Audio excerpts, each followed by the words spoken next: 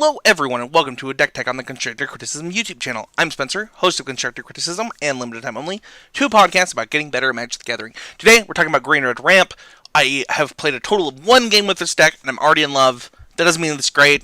I was on Cockatrice, but I'm so excited because when the format devolves into this metagame where the best deck. So right now, it's very clear that Black Red is acting as the best deck after the GP this weekend. And so one of the things that you're able to do is say, like, okay, how can I attack the decks that are both going to attack this deck and the decks that are and this deck itself. And the first thing that you want to do is just play creatures that don't care about Unlicensed Disintegration. So, and cards that don't care about Unlicensed Disintegration. So I want to talk really quickly about what I plan to do to try and test this out and see if we can beat that deck. So, with that being said, here's Green Red Ramp. We have two Carnage Tyrant. So, first things first, this card doesn't care about Unlicensed Disintegration.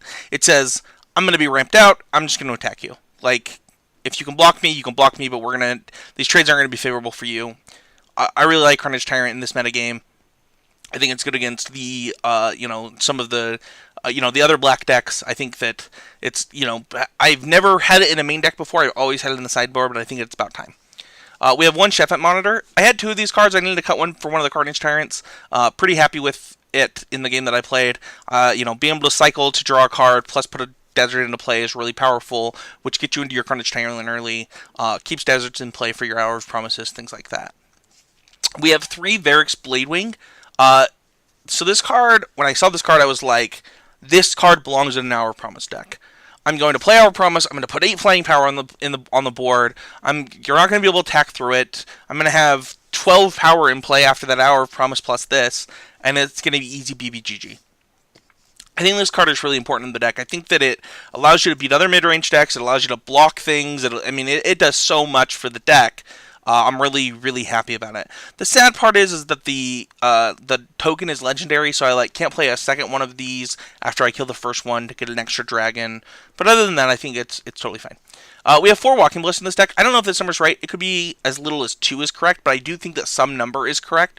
Right now, you want to make sure that you're continuing to kind of beat those decks that are playing X1s. So some of those, white decks, or some of those, even some of the decks that might play things like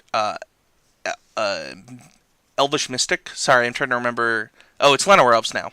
They're messing me up, guys. They're messing me up. But I think to be able to kill like Llanowar Elves plus like a Glint Sleeve Siphoner is really powerful. So I want to have as many of these as possible. But it is possible that 4 is too many and that you actually want 3 or 2.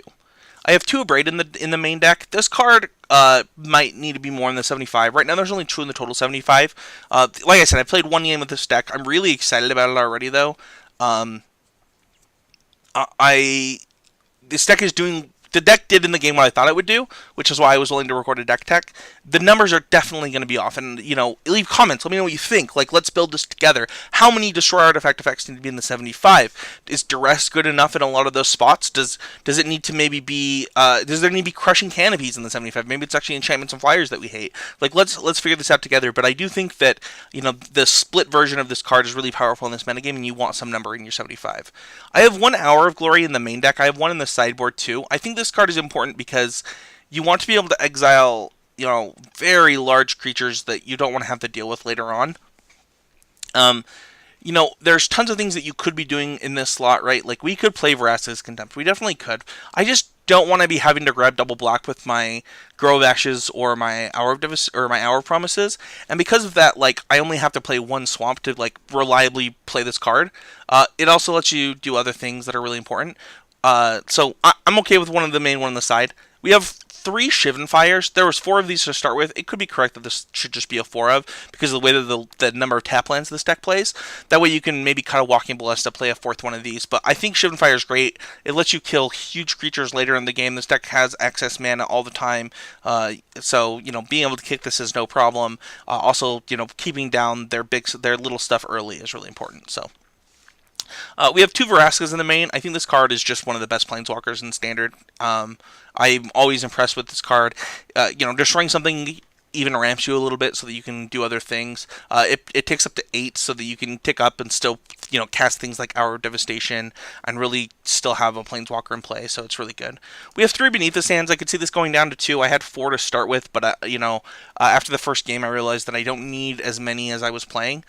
You could also instead play 2 of the enchantment that enchants a land, but I think that Beneath the Sand cycling is a little bit better than the 3 life, kind of in the current version of the name, but I could definitely see that. So we have 2 Fight with Fire. Fight with Fire is just kind of another answer big things removal spell, but in this deck you're able to kick it and deal them 10 divided as anything you choose, so you're really able to take advantage of this in this deck where other decks can't. I could see this going up, to be honest with you, and just killing them with Fight with Fires. I'm really excited about this card. One of the reasons that I wanted to build this deck, Fight with Fire is a huge part of it. We have 4 Grow with Ashes. Grow with Ashes, this card is insane. Like, I don't know how we get to play with this card. I'm so excited. You get to, when you kick this, you get to put 2 lands into play on tap. That means you can Abrade them. It means you can play a Walking Ballista. That means you can play a Shivan Fire. Tons of things. You could cycle things like your Sweltering Suns or your Beneath the Sands. There's tons of applications to the fact that this comes into play untapped, and it's the best ramp spell they've printed in a really long time. We do have the 2 Hour Devastation. I think this, holds off a lot of the things that people are doing. Kills some of the Access Planeswalkers, kills those Karns, those Chandras, things like that. We have the 4 Hour of Promise. There's a Desert package in this deck. I think Hour of Promise is one of the best ramp spells ever printed. The fact that we get Grow with Ashes and Hour of Promise to go with our Beneath the Sands just means that we go 3 to 5 to 7 a lot, and it's really powerful. We have the 2 Sweltering Suns. We kind of mentioned that we could cycle these earlier. The cycling cost on this being 3 kind of sucks. You really do wish that it was 2, kind of like some of the other cyclers. That was something that I noticed in one of the games, is that when I kicked this, I couldn't immediately cycle Sweltering Suns. I could cycle my cycling lands, but Sweltering Suns is a little bit harder. But I think I think it's fine. It's really good against the snake decks, game 1, so I think you'll be happy to have it.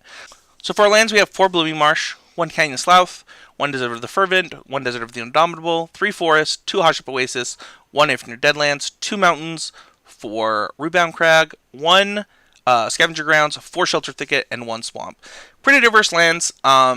We'll kind of see how this works out. I think that the balancing act of the number of deserts that you want in your deck to make sure that you have enough deserts in play when you're casting your hours is pretty important. But we'll see how this works out and kind of adjust from there. For the sideboard, we have 2 Arborback Stomper, 2 Glorybringer, 1 Sandwurm Convergence, 1 more Hour of Glory, 2 Magma Spray, 2 Doomfall, 3 Duress, 1 Hour of Devastation, and 1 Sweltering Suns. So there's a ton of packages that we have here, right? We have our Doomfalls and our Duresses for control, plus some number of, if we want to go up in threats, we have Arborback Stomper and Glorybringer and Sandwurm Convergence.